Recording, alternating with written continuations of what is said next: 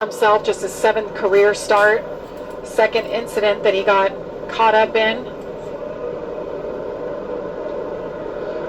So meanwhile up front, Kyle Busch. So he stayed out on lap 123 when the others behind him pitted. He was 18th at that time. Yes, and that's where he had been all race long. Big strategy play for Brian Patty, who's been around a minute. He knows how to get it done.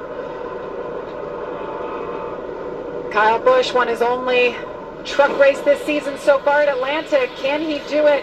Make it 2 for 2 at Bristol Motor Speedway.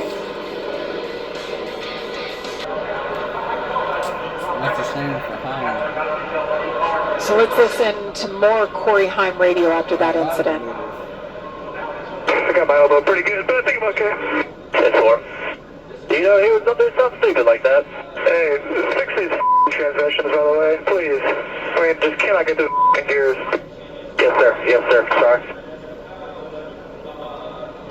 So talking about Eckes can't get through the gears? I mean, to me it sounded like he was more upset about not being able to shift very well than the wreck, but For himself? yeah, just for the launches on those restarts. Obviously he got beat on the launch there, probably the last 2 times. Yes. That's probably where some of that frustration. Corey Heim and the man who drives the truck that Corey Heim did, Caden Honeycutt.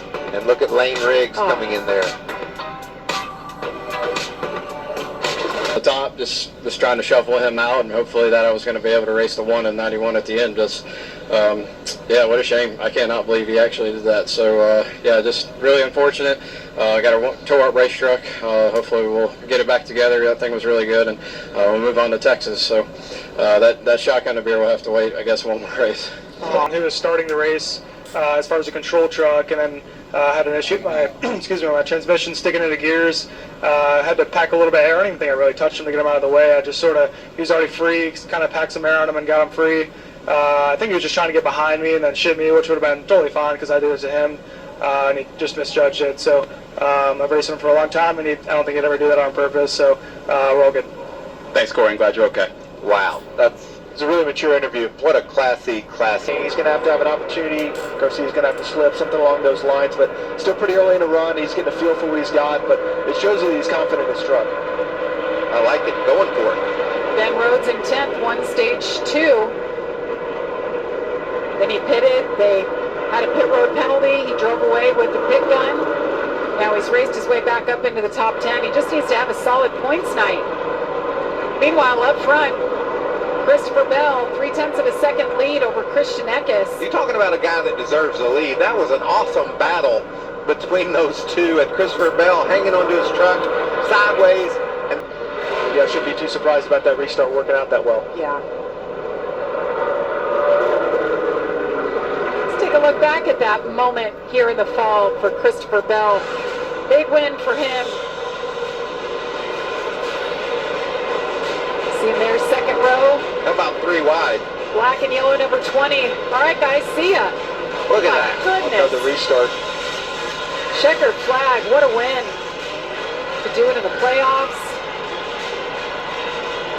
And you know, Josh talked about it in pre-race, but last weekend when all these drivers are off on vacations and beautiful places, not Christopher Bell, he was at home watching the truck race from Rockingham, texting Jimmy Villeneuve, his crew chief, talking about this race. Well, Seabell's now just catching hot traffic as you see him squaring the back of the 76 here, but And look at the run that's going to give Eckes. He's going to get there.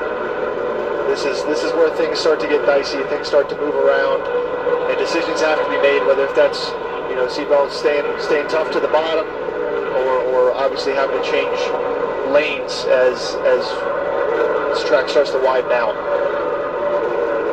Speaking of lanes, there's Lane one of them. Riggs. I know I stuttered because I saw lane, and I didn't know how I spelled it when I said it. Multitasking with your lanes. Yes. Nice Lane had driver. severe damage. That team went to work, and so why is he out there?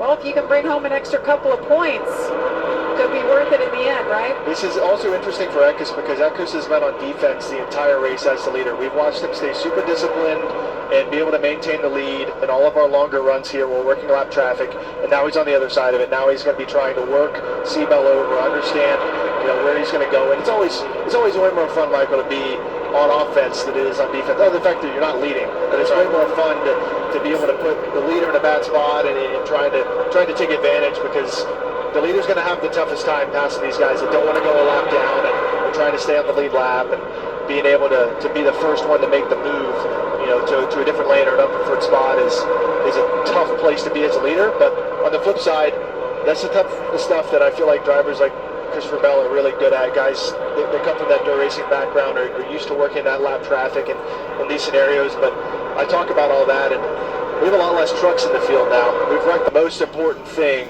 for these drivers on where they finish tonight. I think if I'm Bell, I'm taking the top. We've seen that work all night long. Easy call as a leader. And then what does the 91 of Eckes do? Does he follow him, or does he decide to put it side by side? It seems like it's been pretty 50-50 for the inside guy to be able to hold on to second place. There he goes. I like it. I want to see that front row. I agree. I totally agree. Give yourself the best shot.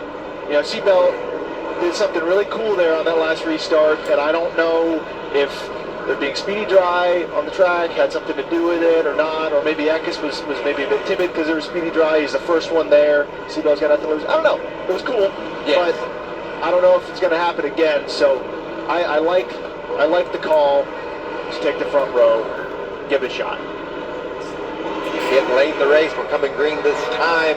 You got to execute. You got to be perfect on these restarts, and that's